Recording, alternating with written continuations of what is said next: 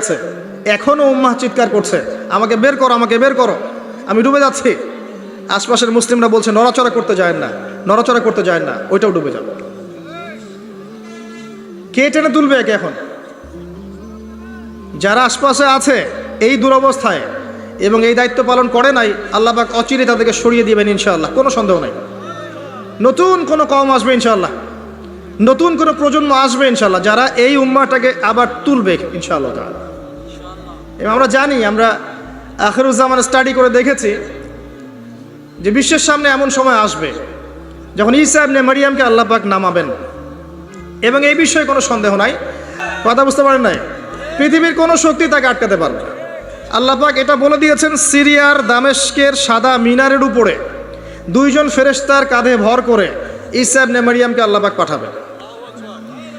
হাদিস এভাবে এসেছে, তার চুলগুলো ছিল ব্রাউন কালার এবং অনেক কাত পর্যন্ত লম্বা। চুলগুলো দিয়ে টপ টপ করে পানি পড়তে থাকবে, দেখে মনে হবে মুক্তা ঝরে পড়ছে। এত স্পেসিফিকলি কোন কিতাবে বলা থাকতে পারে? কোন রিলিজনের মধ্যে থাকতে পারে ইসলাম ছাড়া? ইসলামই তো সেই রিলিজন যেখানে আপনি হায়েজ নিফাসের মাসআলা পাবেন, পররাষ্ট্রনীতিও পাবেন। অন্য কোথাও আছে? ঈসা ইবনে মারিয়ামের চুল দিয়ে টপ টপ করে পানি পড়তে থাকবে, এটা পর্যন্ত বলা আছে। এবং এখান থেকে, ওই জেরুজালেম থেকে তিনি পুরো বিশ্বে ইসলামী খেলাফা বাস্তবায়ন করবেন। এটা কত বছর পর? এটা ননসেন্স প্রশ্ন। এটা কত বছর পর? এই প্রশ্নটা হচ্ছে এমন প্রশ্ন যে আদম আলাইহিস সালাম আর হাওয়া আলাইহিস সালাম যে গাছের ফল খেয়েছিলেন, ওই গাছের নাম কি? এই প্রশ্ন যেমন ভিত্তিহীন, ননসেন্স প্রশ্ন, এরকমই ননসেন্স প্রশ্ন হচ্ছে কত বছর পর এটা হবে। এটা দিয়ে আপনার কি দরকার? কত বছর পর হবে এ দিয়ে আপনি কি করবেন? আমি কি করব? কারণ আমরা তো অপদার্থ, আগাছা, আমাদের সাথে এগুলো সাথে কি? আমাদের তো বেসিকই ঠিক নাই। ঈসা ইবনে মারিয়াম এর হাতে আল্লাহ রাব্বুল আলামিন 40 বছর পৃথিবীর খেলাফা রাখবেন ইনশাআল্লাহ তাআলা। তখনকার যে প্রজন্মটা থাকবে, এই প্রজন্ম ইনশাআল্লাহ ওই চোরাবালিতে ডুবে যাওয়া উম্মাহকে টেনে বের করবে ইনশাআল্লাহু আযজা ওয়া জাল। এখন সময়ের অপেক্ষা করে বসে থাকার জন্য আপনাকে পাঠানো হয়নি, আমাকে পাঠানো হয়নি। আল্লাহ পাক কিছু দায়িত্ব দিয়েছেন। প্রথমটা বলছিলাম, আপনাকে জ্ঞান অর্জন করতে হবে, এবং জ্ঞান অর্জনের প্রথম ধাপ হচ্ছে আল কোরআন। যে সেক্টরই পড়াশোনা করেন, তারপরে আপনি আসবেন আরবি ভাষা সাহিত্যে, এরপরে আসবেন তাফসিরে, অনুবাদে, এরপরে হাদিসের কিতাবগুলো পড়বেন। এবং লাভ দিয়ে কঠিন হাদিস পড়তে যাবেন না, রিকোয়েস্ট। আগে লাভ দিয়ে খপ করে সহিহ বুখারী ধরতে যাবেন না, আপনি বিভ্রান্ত হয়ে যাবেন। আই রিপিট, লাভ দিয়ে খপ করে সহিহ বুখারী ধরতে যাবেন না, আপনি বিভ্রান্ত হয়ে যাবেন। বলতে পারেন যে বেদাতি কথা বলছি কিনা? এটা ফকিহদের কথা, যারা ফুকাহায়ে কেরাম তাদের কথা। কারণ লাভ দিয়ে কেউ MBA পড়তে পারে না, লাভ দিয়ে কেউ মেডিকেল সায়েন্সের বই পড়তে পারে না, এক লাফে কেউ এই যে ডক্টরেট করতে পারে না। পারে? তাকে ধাপে ধাপে উঠতে হয়, আপনাকে ধাপে ধাপে উঠতে হবে। হাদিসে আরবাইন দিয়ে শুরু করেন। এই যে মাদ্রাসায় কওমি নিসাবে যারা পড়েছেন সবাই জানেন এই বিষয়গুলো। ফয়জুল কালাম দিয়ে শুরু করেন, ক্লাসিক্যাল বই, বুলুগুল মারাম মিন আদিল্লাতিল আহকাম, এগুলো দিয়ে আগান। মিশকাতুল মাসাবিহ দিয়ে আগান। মিশকাত পড়তেই তো দাঁত ভেঙে যায়, এত সহজ মনে করেছেন? 2-4 পাতা হাদিস পড়ে নিজেকে মুফতি মনে করবেন না। ক্লাসিক্যাল বইগুলো অনেক কঠিন, এবং যারা আলেম ওলামা হয়েছেন এমনি এমনি হন নাই, সুদীর্ঘ পথ পাড়ি দিয়ে আলেম হয়েছেন। যখন আপনি কম জানবেন তখন মনে হবে যে আমি অনেক জানি, যখন বেশি জানবেন মনে হবে কিচ্ছু জানি না। আপনি কথা বুঝতে চেষ্টা করেন। যখন কম জানবেন মনে হবে অনেক জানি, আমি পণ্ডিত, এটা হালাল, এটা হারাম, এটা জায়েজ, এটা নাজায়েজ। যত বেশি জানতে থাকবেন, যত বেশি আলেম ওলামার সোহবতে পড়ে থাকবেন, দেখবেন আপনি কিচ্ছু জানেন না। এবং যত দিন যাচ্ছে আমি নিজেকে এই জায়গায় ফিল করি যে আমি আসলে কিছুই জানি না। এবং আমি যেখানে বসে কথা বলছি, রাতের অন্ধকারে আমার কান্না আসে যে আমি যে এখানে বসে কথা বলছি, তাহলে উম্মার কি অবস্থা বোঝা আমার শেষ। কথা বুঝতে পারছেন না? এখানে বসা উচিত ছিল এমন মানুষের যাদের হাতে ইসলামের বিজয় হবে। সেখানে আমার মতো নগণ্য মানুষ বসে আছে, আর তার সাথে একটা ছবি তোলার জন্য মানুষ হুমড়ি খেয়ে পড়ছে। তারা চিন্তা করেন বাস্তবতা কি জিনিস। আল্লাহ পাক আমাদেরকে বুঝ দান করুন। প্রত্যেকটা ঘরে ঘরে একটা করে ইসমাইলের মতো ছেলে তৈরি করেন আলাইহিস সালাম। প্রত্যেকটা ঘরে ঘরে একটা ওমর এবং খালিদের মতো ছেলে তৈরি করেন। মারিয়াম আয়েশা রাদিয়াল্লাহু আনহুমা তাদের মতো করে মেয়ে তৈরি করেন। আজকে থেকে 50 বছর পরে একটা রেজাল্ট পাবেন ইনশাআল্লাহ। ইসলামের বিজয় হুট করে হবে না। আল্লাহ পাকের সিস্টেম সুন্নাহ হচ্ছে আল্লাহ পাক হঠাৎ করে কিছু করেন না। রাত থেকে দিন হয়, ধীরে ধীরে হয়। দিন থেকে রাত হবে, ধীরে ধীরে হবে। ধাপ করে রাত হয় না, ধাপ করে দিন হয় না। আর আমরা এটা আশা করে বসে আছি যে ধাপ করে মনে হয় ইসলাম বিজয় হয়ে যাবে, জি না? ঈসা ইবনে মারিয়ামের সেই সময় আসতেও দেখবেন অনেক পর্যায়ে পার হবে। বিশ্ব এই অবস্থা থাকবে না, 1/3 মানুষই থাকবে না, ডেড। এবং কে জানে আগামী 10 বছর মধ্যে নাও থাকতে পারে, আল্লাহু আলাম। যা শুরু হয়েছে বিশ্বে, যারা আমাদেরকে হিউম্যানিটি শিখাতো, এক সময় মানবতা শিখাতো, এরাই দেখবেন এখন অমানবিক আচরণ করছে। এটা ওপেন সিক্রেট। যারা আমাদেরকে মানবতার ধ্বজাধারী হয়ে আমাদেরকে মানবতা শেখায়, আমরা যদি বাধ্য হয়ে কারো কাছে বহির্বিশ্বের কাছে ঋণ চাই, আমাদেরকে নিয়ে ঠাট্টা মশকরা করে। আর এগুলো এখন সব মিডিয়াতে আসে, আমাদেরকে কিছু মনেই করে না। আল্লাহ পাক এমন কলিউশন লাগিয়ে দিবেন যে ওরা আপোষে মারামারি করে শেষ হয়ে যাবে, দেখে নিন। আল্লাহ পাক এমন কলিউশন লাগিয়ে দিবে যে পুরো ওই জায়গাটা ধসে যাবে। পৃথিবীর 3টা বড় বড় ভূমিকম্প বাকি আছে এখনো, তার মধ্যে একটা হবে পশ্চিমা বিশ্বে, আর একটা অবশ্য পূর্ব দিকে যেখানে আমরাও থাকি, আরেকটা হচ্ছে আমাদের আমিরুল মুমিনিনদের দেশে, দুবাই আরব কন্টিনেন্ট। তারা আমাদের এখন আমিরুল মুমিনিন না, অনেক মানুষ তো তাই মনে করেন যে আরবিতে কথা বললেই আমিরুল মুমিনিন, কাবাঘর একটু ঘষা মাজা করলেই আমিরুল মুমিনিন। সুবহানাল্লাহ। আপনি এক চোখ দিয়ে দেখেছেন, আপনার ভিতরের চোখ অন্ধ। এবং মুসলিমরা মেনেও নিবে সেগুলা, তার সাথে বন্ধুত্ব করে ফেলবে এবং সে ডমিনেট করবে পুরো আরব বিশ্বকে। চ্যালেঞ্জ করলাম, দেখে নিন ইনশাআল্লাহ তাআলা। আপনি এখন অন্ধ, জ্ঞান অর্জন করেন প্রিয় ভাই। হাদিসের কিতাবের কথা বলছিলাম, আগে বড় জায়গায় যায় না, মিশকাত শেষ করেন, আস্তে আস্তে ইবনে মাজাহ যান, তিরমিজিতে যান, আবু দাউদ পড়েন, নাসাই পড়েন, পরে যান বুখারী মুসলিমে। তখন কি ইনশাআল্লাহ আপনি বুঝতে পারবেন। আর এই পড়াশোনা করবেন কোথায়? একা একা? বাজার থেকে যাব, পাবলিকেশন থেকে বই কিনবো, আরবি এবারত জবরজেট পেশ দিয়ে আছে, পড়বো, বাংলা অনুবাদ পড়বো, মুফতি হয়ে যাবো, তাই নাকি? শুকরান। কে বলেছেন কথাটা? শুকরান। ওস্তাদ লাগবে, ওস্তাদ লাগবে, ওস্তাদ। আর ওস্তাদ খুঁজতে গিয়ে সাম্প্রদায়িক হয় না যে আমি এই মাযহাব ফলো করি, এই মাযহাবের বাইরে কোনো ওস্তাদ নিব না, আমি এই দল করি, এই দলের বাইরে কোনো ওস্তাদ নিব না। তখন কি হবে? আপনি দলীয় সাম্প্রদায়িকতায় চলে যাবেন। আপনিও তখন মোকাল্লিদ হবেন। মানুষকে মোকাল্লিদ বলছেন, আপনি নিজেও তো মোকাল্লিদ।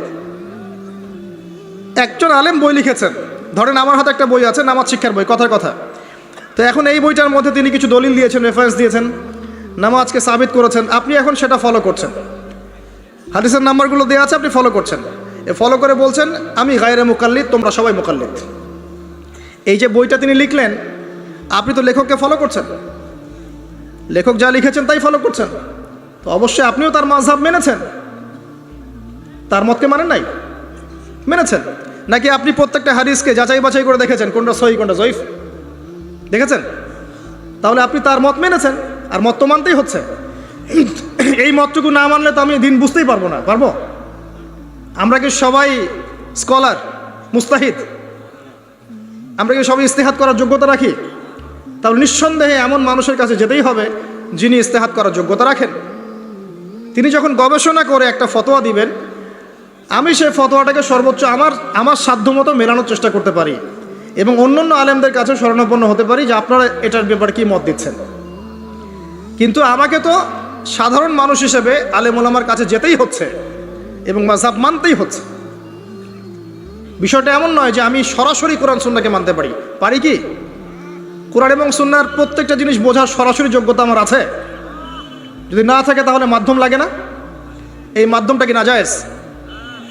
এই জায়গায় তো আমরা সমস্যায় ভুগছি। নিজে নিজে পণ্ডিত হয়ে যাই আর নিজে নিজে বিভিন্ন দল উপদল খুলে বসে থাকি, মানুষকেও আহ্বান করতে থাকি, আর যে আমার আহ্বানে সাড়া দেয় না তাকে বলে দেয় তুমি খারেজি। আল্লাহ পাক আমাদেরকে বোঝার তৌফিক দান করুন। উস্তাদ লাগবে, উস্তাদ। তৃতীয় জিনিসটা হচ্ছে আপনি পড়াশোনা করবেন আলেম ওলামার সোহবতে গিয়ে, এবং এই পড়াশোনাটা একা একা করতে পারবেন না। আপনি তাদের কাছে যাবেন, আরবির ক্লাসিক্যাল বইগুলো পড়বেন। এটা শুধু পড়ার জন্য নয়, বরং তাদের সোহবতে থেকে, চরিত্র থেকে জ্ঞান শেখার জন্য। আমার কথাটা বোঝার চেষ্টা করেন। আপনি যখন একটা মানুষের সাথে ওঠা বসা করবেন, তার চরিত্র দেখে আপনি সুন্নত শিখতে পারবেন। রাসূলুল্লাহ সাল্লাল্লাহু আলাইহি ওয়াসাল্লাম এমনভাবে কি ইসলাম শিখিয়েছিলেন, একটা কাগজের মধ্যে সূরা লিখে দিলেন, বাসায় যাও পড়ে নিও? সাহাবীদেরকে এমনভাবে শিখিয়েছেন? সাহাবায়ে কেরাম কোরআন সুন্নাহ তার সোহবতে এসে শিখেছেন, তাকে দেখে শিখেছেন। কেমন করে তিনি কথা বলেন, কেমন করে ওঠেন, কেমন করে বসেন, কেমন করে চিন্তা করেন, কিভাবে তিনি ঘোড়সাওয়ার হন, বাসায় কি করেন, নামাজ কেমন করে পড়েন, প্রতিটা বিষয় তিনি তারা দেখে দেখে দেখে দেখে আয়ত্ত করেছেন। আব্দুল্লাহ ইবনে মাসউদ রাদিয়াল্লাহু আনহু সম্পর্কে বলা হয় যে তিনি এমনভাবে নবী সাল্লাল্লাহু আলাইহি ওয়াসাল্লামকে দেখেছেন, কপি করার চেষ্টা করেছেন, যে তিনি উঠতেন তার মতো করে, বসতেন তার মতো করে, কথা বলতেন তার মতো করে। সুবহানাল্লাহ। সোহবতেই আপনাকে নূর দিবে ইনশাআল্লাহ। এবং যখন আল্লাহর নূরপ্রাপ্ত মানুষের কাছে গিয়ে আপনি থাকবেন, তখন আপনি বুঝতে পারবেন যে আপনার ভিতরে কোথায় ত্রুটি আছে। আপনার ভিতরে ত্রুটি কোথায় আছে এটা আপনি ধরতে পারবেন না, মানুষ ধরিয়ে দিতে হবে। এবং আল্লাহওয়ালা মানুষরা যদি ধরিয়ে দেয় এবং আপনি সংশোধন করে নেন, তখন আপনি সঠিক পথ পাবেন ইনশাআল্লাহ তাআলা। সোহবত, এই সোহবত আপনাকে তাজকিয়া দিবে। তাজকিয়া মানে কি? আত্মশুদ্ধি। তাজকিয়া মানে আত্মশুদ্ধি, এবং আত্মশুদ্ধি হচ্ছে এখনকার সবচেয়ে বড় বিষয়। আত্মশুদ্ধি নাই, বড় বড় লেকচার দিয়ে লাভ নাই। আত্মশুদ্ধি কখন আসবে? যখন কলবে নূর আসবে। কলবে নূর কখন আসবে? যখন আপনি বেশি বেশি কোরআন তেলাওয়াত করবেন, 1 নাম্বার। 2 নাম্বার, যখন আপনি বেশি বেশি মৌতের ফিকির করবেন। 3 নাম্বার, বেশি বেশি কবরের চিন্তা করবেন, পরকালের চিন্তা করবেন। 4 নাম্বার, বেশি বেশি আপনি আল্লাহর জিকির করবেন। 5 নাম্বার, বেশি বেশি আল্লাহর কাছে দোয়া করবেন। কম খাবেন, কম ঘুমাবেন, কম স্ত্রী সহবাস করবেন, কম মানুষের সাথে মিশবেন, কম কথা বলবেন। নূর আসবে ইনশাআল্লাহ। যত বেশি খাবেন, যত বেশি ঘুমাবেন, বেশি বেশি যৌন সম্পর্ক করবেন, হালাল হলেও বেশি বেশি করবেন, বেশি বেশি খাবেন, বেশি বেশি কথা বলবেন, আর বেশি বেশি মানুষের সাথে আড্ডা পিটায় বেড়াবেন, কলবের নূর নষ্ট হয়ে যাবে। এগুলো হালালের মধ্যে। আর হারাম যদি হয়, মদ পান করেন, জেনা করেন, ব্লু ফিল্মস দেখেন, পর্নোগ্রাফি দেখেন, মেয়েদের সাথে ডেটিং করেন, ফ্রি মিক্সিং করেন, হাবিজাবি, তাহলে তো নূরের কোনো প্রশ্নই নাই, নূরের সাথে আপনার কোনো সম্পর্কই নাই তখন। এগুলোর পরেও আরও বিষয় আছে। এগুলোর পরের বিষয় হচ্ছে কলব থেকে কয়েকটা বিষয় দূর করতে হবে। আবার 1 নাম্বার, দুনিয়ার প্রেম। দুনিয়ার প্রেম দূর করতে হবে। দুনিয়াতে থাকতে হবে মুসাফিরের মতো। সকালে আছেন, সন্ধ্যার গ্যারেন্টি নাই, সন্ধ্যায় আছেন, সকালের গ্যারেন্টি নাই। দুনিয়াতে মুসাফিরের মতো। দুনিয়ার প্রেম দূর করতে হবে। 2 নাম্বার, মনের মধ্যে হিংসা রাখা যাবে না। কি রাখা যাবে না? যেটা রাখা আমাদের এখন ফরজ। এই হিংসা রাখা এখন মুসলিমদের ফরজ হয়ে গেছে। হিংসা না করলে পেটের ভাতটুকু হজম হয় না। কারো রাইজিং দেখলেই, একটু রাইজিং দেখলেই হিংসা। হিংসা রাখা যাবে না। 3 নাম্বার, আত্ম অহংকার রাখা যাবে না, ইগো রাখা যাবে না, লৌকিকতা রাখা যাবে না, রিয়া প্রদর্শন করা যাবে না, এবং ওই যে গীবত, তুহমত, অপবাদে যে অপসংস্কৃতি আছে, এইগুলো থেকে দূরে থাকতে হবে ইনশাআল্লাহ তাআলা। আল্লাহর নূর আপনার কলবে আসবে ইনশাআল্লাহ। তখন ইনশাআল্লাহ তাআলা আপনি খিজির হবেন আলাইহিস সালাম, যে কিনা অনেক দূর পর্যন্ত দেখতে পারে, যা মূসা আলাইহিস সালাম পর্যন্ত পারেন নাই। সুবহানাল্লাহ। আসেন, এই খিজির আলাইহিস সালামকেই আল্লাহ পাক বলেছেন শেষ জামানার সবচেয়ে জ্ঞানী মানুষ। মানে জামানা না, পুরো ইউনিভার্সের সবচেয়ে জ্ঞানী মানুষ। মূসা আলাইহিস সালাম বলেছিলেন আমার চেয়ে জ্ঞানী কেউ নেই, আল্লাহ পাক বলেছেন খিজির আছে। শেষ জামানার সূরা আল কাহফ, এর মধ্যে তার কথা আছে। এটা আপনাকে ডাইরেকশন দিচ্ছে যে শেষ জামানায় যদি আপনি হকপন্থী হতে চান, আলোর সন্ধান পেতে চান, খিদির আলাইহিস সালামের মতো দূরদর্শিতা সম্পন্ন হতে হবে। আল্লাহ পাক তৌফিক দান করুন। হাদিসের বইগুলো পড়েন, ওস্তাদের কাছে গিয়ে শেখেন। এরপরে সোহবত, সোহবত আপনাকে আত্মশুদ্ধি দিবে। আত্মশুদ্ধির কিছু পথ ও পদ্ধতি বলে দিলাম। এখানে আমি একটা হাদিস বলবো, এই হাদিসটা খুব ভালো করে শোনেন। আল্লাহ রাব্বুল আলামিন বলেছেন হাদিসে কুদসি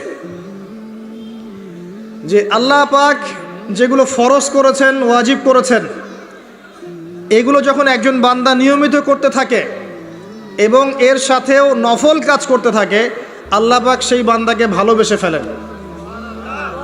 আল্লাহ পাক যখন কোনো বান্দাকে ভালোবাসেন তাকে ডেকে নিয়ে আসেন। যখন আল্লাহ পাক কাউকে ভালোবাসেন তখন জিবরাইল আলাইহিস সালামকে ডেকে নিয়ে আসেন। ডেকে নিয়ে এসে বলেন যে পৃথিবীতে অমুকের পুত্র অমুক, তাকে আমি ভালোবাসি, হে জিবরাইল তুমিও তাকে ভালোবাসো। এরপর জিবরাইল আলাইহিস সালাম তাকে ভালোবাসতে থাকেন এবং অন্যান্য মালায়েকাদেরকে ডেকে জিবরাইল আলাইহিস সালাম বলেন, আল্লাহ অমুককে ভালোবাসেন, আমিও তাকে ভালোবাসি, তোমরা সবাই তাকে ভালোবাসো। এরপর সমস্ত ফেরেশতারা তাকে ভালোবাসতে শুরু করে। এরপর ফেরেশতা মণ্ডলী পৃথিবীতে আসেন, এসে দুনিয়াবাসীকে উদ্দেশ্য করে বলেন যে অমুকের পুত্র অমুককে আল্লাহ ভালোবাসেন, জিবরাইল ভালোবাসে, আমরা ভালোবাসি, তোমরা সবাই তাকে ভালোবাসো।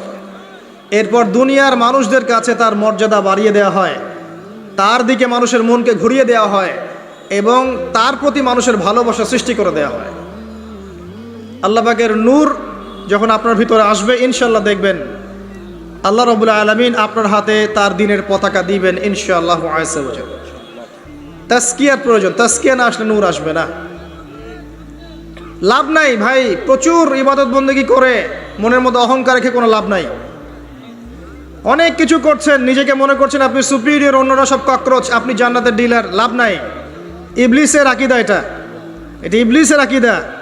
খলাকতানি মিন নার ওয়া খলাকতাহু মিন তিন। এখন যারা ইসলামের বিপক্ষে আছে তাদের মধ্যে থেকে আল্লাহ পাক খালিদ এবং ওমর রাদিয়াল্লাহু আনহুর মতো সাহাবী বের করতে পারেন। আল্লাহ পাকের সুন্নাহ বোঝা খুব দুষ্কর। যাকে আপনি তুচ্ছ করছেন আল্লাহ পাক তাকে হেদায়েত দিয়ে আপনার চেয়ে বড় জায়গায় নিয়ে যেতে পারেন। যাকে আপনি বড় কাফের মনে করছেন আল্লাহ পাক কাল তাকে হেদায়েত দিয়ে ইসলামের খেদমত করাতে পারেন। আবার আল্লাহ পাক আপনাকে, যিনি 5 ওয়াক্ত নামাজ পড়ছেন, রোজা রাখছেন, আপনাকে পথভ্রষ্ট করে দিয়ে জাহান্নামে নিতে পারেন। অতএব আত্ম অহংকারের কোনো সুযোগ নাই, তাসকিয়া দরকার। কদ আফলাহা মান যাক্কাহা ওয়া কদ খাবা মান দাসাহা। কদ আফলাহা মান তাযাক্কা ওয়া যাকারা ইসমা রাব্বিহি ফাসাল্লা বাল তু'থিরুনাল হায়াতাদ দুনিয়া ওয়াল আখিরাতু খায়রু ওয়া আবকা। তাসকিয়ার পরে কি করবেন? চেষ্টা করেন হালাল রিজিক অন্বেষণ করার। আল্লাহর ওয়াস্তে সুদ খায়েন না, আল্লাহর ওয়াস্তে ঘুষে যায় না, আল্লাহর ওয়াস্তে, আল্লাহর দোহাই দিয়ে বলছি দুর্নীতি করেন না, আল্লাহর ওয়াস্তে মানুষের সম্পদ আত্মসাৎ করেন না। আল্লাহকে ভয় করেন, আল্লাহর ওয়াস্তে করেন, আল্লাহর ওয়াস্তে ছেড়ে দেন। হাত জোর করে রিকোয়েস্ট করছি, সুদ খায়েন না। নিজের মায়ের সাথে জেনার মতো অপরাধ, নিজের মায়ের সাথে জেনার মতো অপরাধ, এটা আমার কথা নয়, এটা মুহাম্মদ সাল্লাল্লাহু আলাইহি ওয়াসাল্লামের কথা। যাকে কবরে আপনাকে দেখানো হবে, যিনি আপনার জন্য সুপারিশ করবেন কাল কিয়ামতের মাঠে, যিনি আপনার জন্য হাউজে কাউসারের পানি নিয়ে দাঁড়িয়ে থাকবেন, আপনার উসওয়াতুল হাসানা, সেই মুহাম্মদ সাল্লাল্লাহু আলাইহি ওয়াসাল্লামের কথা। সুদ খেও না। এর সর্বনিম্ন পাপ নিজের মাকে বিয়ে করা, নিজের মায়ের সাথে জেনা করা। কেউ যদি এই সমাজে নিজের মায়ের সাথে জেনা করে থাকে, কালকে সকালে রাস্তায় বের হয়, আপনি চাইবেন তাকে রজম করে মেরে ফেলতে, চাইবেন না? এই কাজ দিব্যি আমরা করছি। সর্বোচ্চ পাপ সুদের, আল্লাহ এবং তার রাসূলের সাথে যুদ্ধ করা। অনেক দিন আয়াতটা বলেছি, আবারও বলছি, শোনেন কি, কারণ কিছু মানুষের কানে ঢুকতেই চায় না কথা। আল্লাহ পাক বলেছেন, ইয়া আইয়ুহাল্লাযীনা আমানু, হে মুমিনগণ, ইত্তাকুল্লাহ, আল্লাহকে ভয় করো। ওয়া যারু মা বাকিয়া মিনার রিবা, সুদের অবশিষ্ট অংশগুলো ছেড়ে দাও। ইন কুনতুম মুমিনিন, যদি প্রকৃতপক্ষে মুমিন হয়ে থাকে। ওয়া ইল্লাম তাফআলু, যদি তোমরা এই কাজ না করো। শুনেন আল্লাহর কথা, আল্লাহ বলছেন যদি তোমরা এই কাজ না করো, ফাযানু বিহারবিম মিনাল্লাহি ওয়া রাসূলিহি, তাহলে আল্লাহ এবং তার রাসূলের সাথে যুদ্ধের ঘোষণা শুনে নাও। The path is yours, choose your path, রাস্তা আপনার, আপনি চুজ করেন কোন পথে আপনি যাবেন। কেউ বাধ্য করবে না আপনাকে। লা ইকরাহা ফিদ্দিন, দিনে কোনো বাড়াবাড়ি নাই। তরোয়াল দিয়ে কেউ বলবে না যে সুদ খেও না, তরোয়ালের জোরে কেউ বলবে না যে ইসলাম কবুল করো। ইসলাম এগুলো হারাম, ইসলাম এভাবে ছড়ায় নাই। এগুলোর সাথে ইসলামের কোনো সম্পর্ক নাই। ইসলামের নামে যারা সন্ত্রাসবাদ ছড়িয়েছে এবং জঙ্গিবাদ ছড়িয়েছে, এগুলোর সাথে ইসলামের কোনো সম্পর্ক নাই। ইসলাম বাধ্য করবে না আপনাকে, কিন্তু আপনি রাস্তা ওয়াহাদাইনা হুন্নাজদাইন, দুইটা পথ আমি দেখিয়ে দিয়েছি, আপনি একটা চুজ করেন। ইম্মা শাকিরা ওয়া ইম্মা কাফুরা, ইচ্ছা হলে আপনি কুফরি করেন, ইচ্ছা হলে কৃতজ্ঞ হন। আল্লাহ বলেছেন সুদ খেও না, নিজের মায়ের সাথে জেনা করা, আল্লাহ এবং তার রাসূলের সাথে যুদ্ধ করা। আপনি পথ চুজ করেন। একটা টাকা যদি হারাম থাকে রিজিকে, আপনার ইবাদত কবুল হবে না। সে যেই হোক, দাড়ি টুপি পাগড়ি জুব্বাওয়ালা মানুষও যদি সুদ খায়, জায়েজ হয়ে যাবে না। পৃথিবীর সমস্ত মানুষ যদি ভোটাভুটি করে যে সুদ হালাল, হালাল হয়ে যাবে না। পরিবারের হালাল রিজিকের ব্যবস্থা করেন। অনেক মানুষ দেখা হয়, কথা হয়, মেসেঞ্জারে টেক্সট করে, হোয়াটসঅ্যাপে নক করে যে বড় চাকরি করতো, 60,000 70,000 80,000 টাকা বেতন পেত, তখন রিজিকে বরকত ছিল না, ছেড়ে দিয়েছে, চায়ের দোকান দিয়েছে, এখন রিজিকে বরকত আছে। আজকেও একজনের সাথে দেখা হয়েছে, তিনি ইউএস বাংলা এয়ারলাইন্সে কাজ করেন। আমাকে বলছেন, ভাই মুরব্বী মানুষ, আমার পরিবারের সদস্য সংখ্যা বেশি ছিল, হারাম জবে ছিলাম, সুদ খেতাম, সুদি এনজিওতে কাজ করেছি, আপনার লেকচার শুনেছি, আলহামদুলিল্লাহ আল্লাহ পাক শুনিয়েছেন তাকে, এখানে আমার কোনো ক্রেডিট নাই, তিনি ছেড়ে দিয়েছেন, এখন এখানে কাজ করেন। আমি বললাম, পরিবারে কি কোনো সমস্যা হয়, রিজিকে বরকত আছে না? তিনি বলছেন এখন বারাকার শেষ নাই। বলছে কেউ অসুস্থ হয় না পরিবার আমার এখন, আগে ডেইলি অসুস্থ হতো। আমার টাকা চুরি চামারি হয় না, আগে আমার টাকা আত্মসাৎ হয়েছে। বরকত কি জিনিস আপনাকে বুঝাই, বরকত চোখে দেখা যায় না। আপনি হালাল রিজিকে থাকেন, দেখবেন আপনার পরিবারের মানুষ কম অসুস্থ হচ্ছে, খরচ কমে গেল, আপনার সম্পদ চুরি ডাকাতি হচ্ছে না, নিরাপদ আছে। আপনার অল্প রিজিক আল্লাহ রহমত বরকত ঢেলে দিলেন, অল্প খেয়ে আপনি তৃপ্ত, মেডিসিনের খরচ নাই, অসুস্থতার খরচ নাই, আজে বাজে কোনো খরচ নাই, কারণ আপনি হারাম খাচ্ছেন না। বরকত চোখে দেখা যায় না, এটা বুঝতে হয়। আবার দেখবেন মাসে কোটি টাকা আর্ন করছেন, এই যে বড় একটা ক্যান্সার, এই যে কিডনি ড্যামেজ, এই যে ব্লাড চেঞ্জ করতে হচ্ছে, একটা রোগ শেষ হচ্ছে আরেকটা শুরু হচ্ছে, বাবার অসুখ, মায়ের অসুখ, এই সমস্যা ওই সমস্যা, একটার পর একটা লেগেই আছে। এই প্রজেক্ট নষ্ট হচ্ছে, ওই প্রজেক্ট নষ্ট হচ্ছে, আবার মানুষ ছিনতাই করছে, চুরি ডাকাতি করছে। এটা আল্লাহ পাকের গজব। রহমত বরকত চোখে দেখা যায় না, এটা আপনাকে বিশ্বাস করতে হবে যে আল্লাহর পক্ষ থেকে এগুলো আসে। ইমানের 6 পিলার সব তো গায়েব, আল্লাহর বিশ্বাস গায়েব, মালায়েকা ওয়া কুতুবিহি ওয়া রুসুলিহি ওয়াল ইয়াউমিল আখির ওয়াল কদরি খাইরি ওয়া শাররি, সবই গায়েব। অদৃশ্য বিশ্বাসের নামই তো ইমান। তো বরকত রহমত কি দেখা যাবে? দেখা যাবে না। রূহ বা আত্মাকে দেখেছেন? আপনার শরীরে নাই। এইভাবেই আল্লাহর রহমত বরকতে বিশ্বাস করতে হবে। আল্লাহ পাক ইনশাআল্লাহ তাআলা আপনার হালাল অল্প রিজিকে বারাকা দিবেন ইনশাআল্লাহ।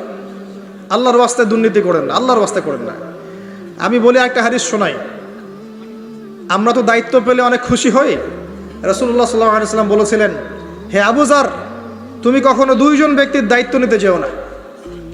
যদি 2 জন ব্যক্তির দায়িত্ব নাও, যেন তোমাকে ছুরিবিহীন জবাই করে ফেলা হয়েছে, কারণ প্রত্যেককে তার দায়িত্ব সম্পর্কে জিজ্ঞাসা করা হবে। আমরা তো খুশি হই। রাসূল সাল্লাল্লাহু আলাইহি ওয়াসাল্লাম বলেছেন, তোমরা কি জানো সবচেয়ে বড় মিসকিন কে? সবচেয়ে বড় মিসকিন কে? দরিদ্রকে? সাহাবীরা বলছেন, আমরা তো মনে করি যার কাছে অর্থ সম্পদ কম সেই বড় মিসকিন। আল্লাহ রাসূল বলছেন, ভুল। শোনো, সবচেয়ে বড় মিসকিন সেই ব্যক্তি যে ব্যক্তি পরকালে অনেক নেকি নিয়ে উঠবে, নামাজ, রোজা, হজ, যাকাত, ওমরা, হজের নেকি, বিশাল বিশাল নেকি।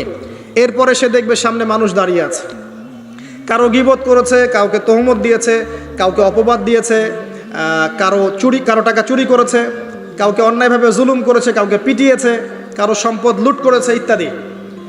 তখন আল্লাহ পাক বলবেন, শোধ করে দাও। কিভাবে শোধ করা হবে? ফেরেশতারা জিজ্ঞাসা করবেন, আল্লাহর পক্ষ থেকে হুকুম আসবে, এই ব্যক্তির নেকিগুলোকে ওদের আমল নামে কনভার্ট করো। ওই যে শেয়ার ইটে পাস করে দাও। ওটা আরো বড় টেকনোলজি হবে ইনশাআল্লাহ তাআলা। বলার সাথে সাথেই আপনার নেকি আমার নেকি দেখা যাবে চলে গেছে, নাউযুবিল্লাহ।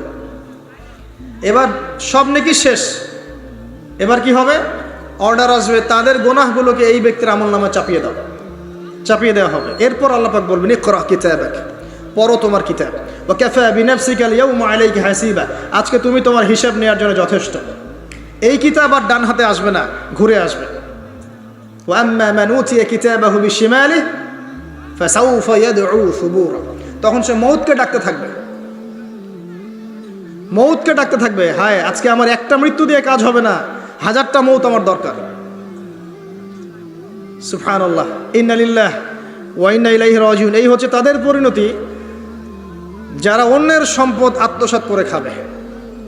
আল্লাহ পাক আমাদেরকে বোঝার তৌফিক দান করুন, এবং মানুষের সাথে জড়িত হক যাদের থাকবে, আল্লাহ পাক যেন আমাদেরকে মানুষের সাথে জড়িত কোনো হক না রাখেন, পবিত্র অবস্থায় দুনিয়া থেকে নেন, আল্লাহুম্মা আমিন। কারণ দুনিয়াতে যা যার হক তাকে তাকে দিয়ে দেন। ভাই আমি একটা কথা বলেছি, কথাটা ভাইরাল হয়েছে অনেক। মানুষ মানুষের অবস্থানকেই ভালোবাসে, মানুষ কখনোই মানুষের অন্তঃসত্ত্বাকে ভালোবাসে না। অবস্থান আপনার ভালো, আপনার পিছনে মানুষের অভাব থাকবে না। আজকে আপনার ক্ষমতা আছে, পাওয়ার আছে, খ্যাতি আছে, ইত্যাদি আছে, মানুষ দেখবেন পিছনে ঘুরঘুর করছে, ঘুরঘুর করছে, এবং এরা কিন্তু সবাই সবার স্বার্থেই ঘুরঘুর করছে।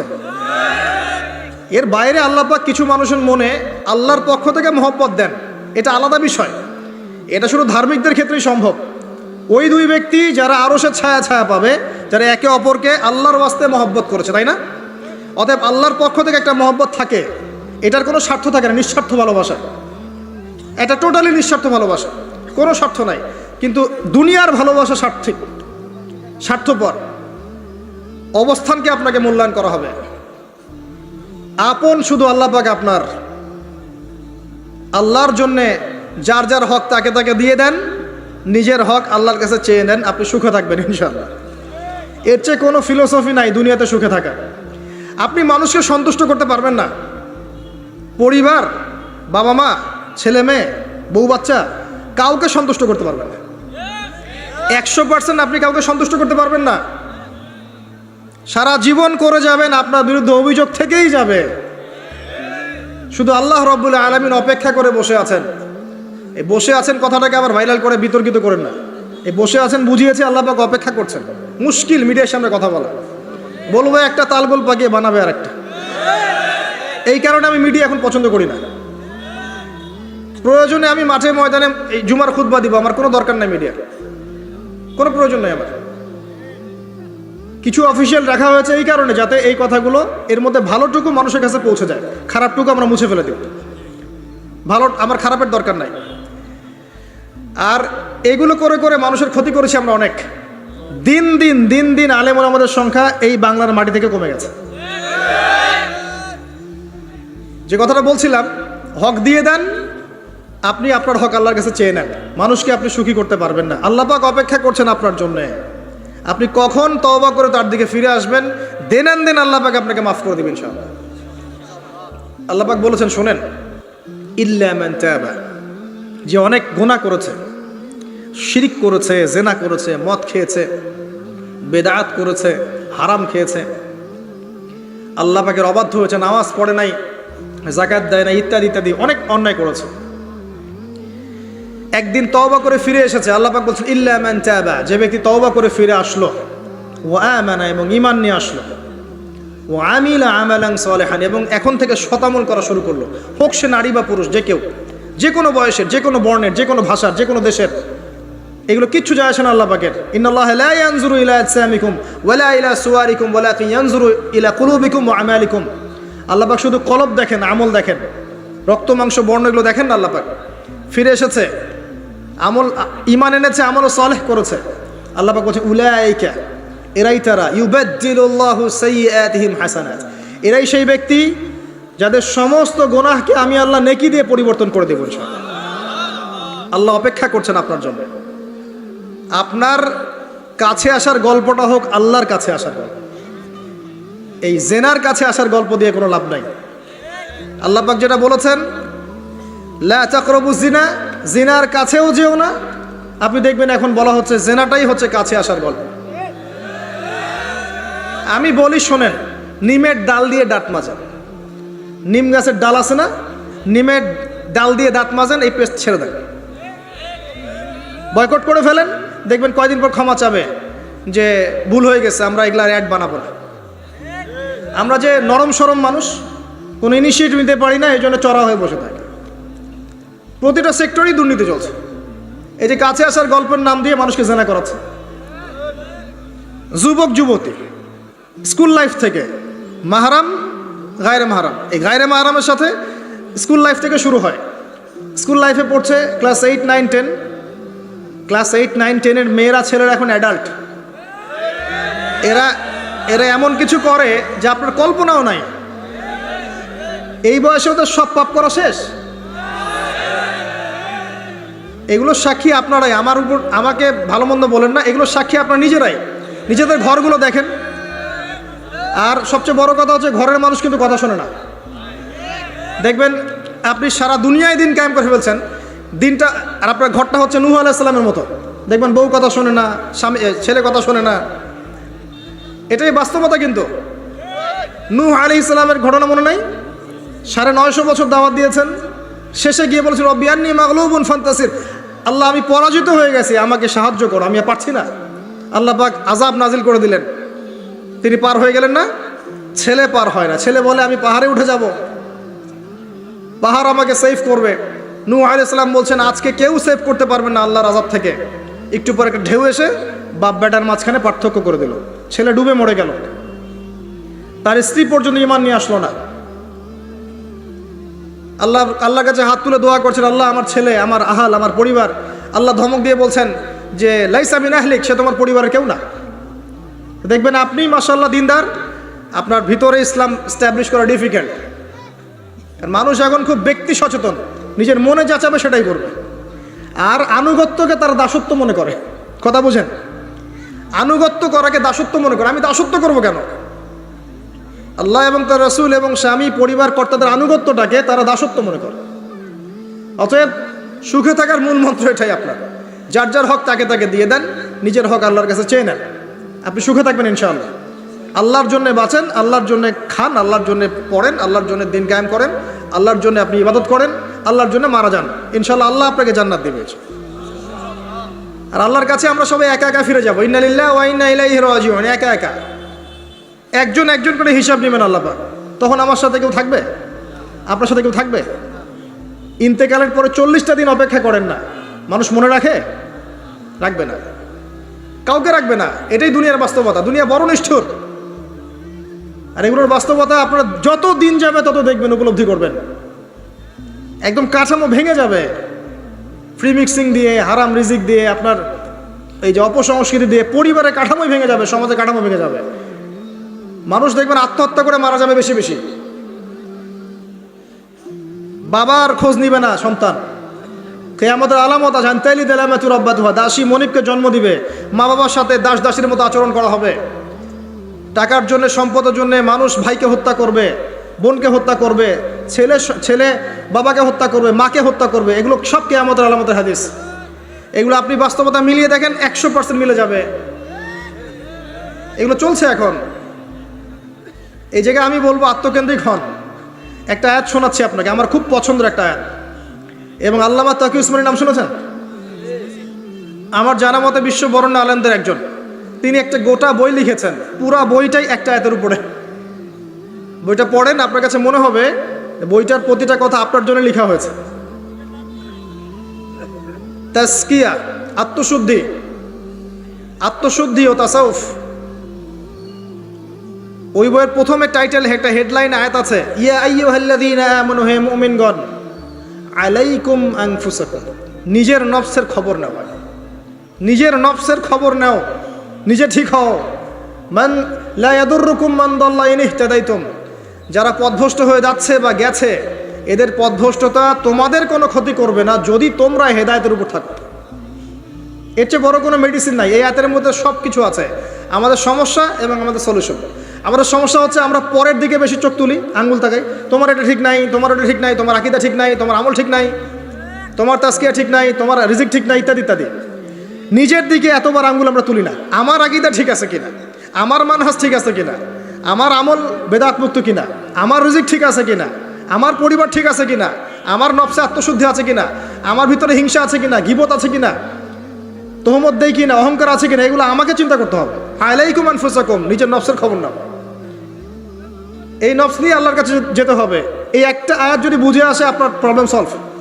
এখানে সমস্যা হচ্ছে আমরা আগে মানুষের সংশোধন চাই, কিন্তু আল্লাহ বলছেন আগে নিজেকে সংশোধন করো, নিজে আগে সংশোধিত হও। একটা বাতি থেকে 1000টা বাতি জ্বলবে ইনশাআল্লাহ। আর নিজেকে সংশোধন করতে না পারলে আমি বাতি জ্বালাতে পারবো না। তো ইভেন এখানে বসে আমি যে কথাগুলো বলছি বা বলবো বা বলা হয়, যারা বলে তারা নিজেরা যদি সেগুলোর উপর আমল না করে এই কথার কোনো তাসির হবে না আপনার উপরে। আপনি শুনবেন, এক কান দিয়ে ঢুকবে আর এক কান দিয়ে বেরো যাবে, বাসায় গিয়ে ঘুমিয়ে যাবেন। এটা বাস্তবতা। রাসূলুল্লাহ শোনেন, রাসূলুল্লাহ সাল্লাল্লাহু আলাইহি ওয়াসাল্লামের দাওয়াতে এত হিউজ মানুষ ইসলাম কবুল করলো কেন বলেন তো? মূল কারণ কি জানেন? ইসলামের প্রতিটা বিষয়ের উপরে নবী সাল্লাল্লাহু আলাইহি ওয়াসাল্লাম নিজে আগে আমল করে দেখিয়েছেন। এই জন্য তার কথার মধ্যে নূর এবং তাসির এবং বারাকা এত বেশি ছিল যে মানুষের কলিজার মধ্যে কথাগুলো আঘাত করেছে, মানুষ পরিবর্তন হয়েছে। আর আমাদের টোটাল উল্টা। এইখানে বসবো বা এই ধরনের জায়গায় যারা বসি তাদের এক শ্রেণীর কথা বলছি, সবাই না।